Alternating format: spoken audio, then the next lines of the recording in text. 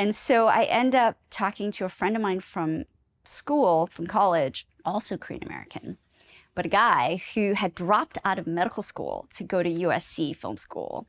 And he said to me, he goes, you should really think about this program. It's a 2-year MFA in motion picture producing. And I'm thinking, well, I mean, if he can drop out of med school, I think I've paid off my loans now. I've saved a bit of money. I can always go to law school later. At this point, I'm about 24, 25. And I start studying for the GREs. I take the GREs, I move back to San Francisco, and I get in to USC. And that's where the whole thing starts. And my parents are appalled.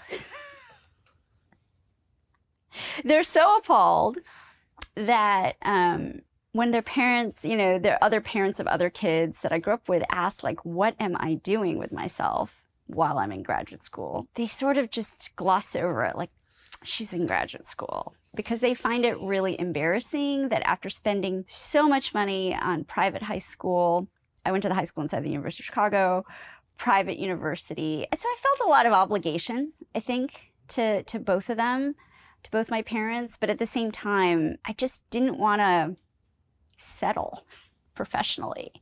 So that was the path and how it started.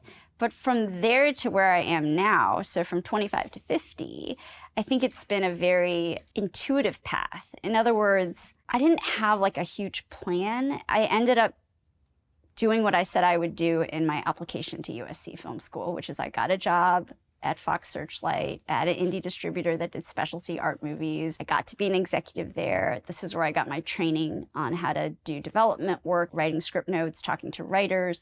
But also this is where I start to get the foundation for what I do now, which is going to film festivals, understanding how acquisitions works, what happens at Cannes, Sundance, Toronto, Telluride, Venice, etc. My parents this entire time have no idea what I really do for work. It's like a huge mystery to them. Somewhere towards the end of my tenure at Hulu, I end up on Bloomberg, like doing live TV, and I end up sending the YouTube clip to my mother, and she just can't believe it. Right? Because it's me with my name and a chyron in the lower third. She's just like, oh my. And I think weirdly, that was more validating for her than almost anything else. And I just remained very career focused, I think, from my 30s and into my 40s. And the whole time, they are slowly getting around to the idea of what I do for a living, but it probably takes me until I'm at Hulu and show up on live TV for them to really sort of be like, oh, this actually might be okay.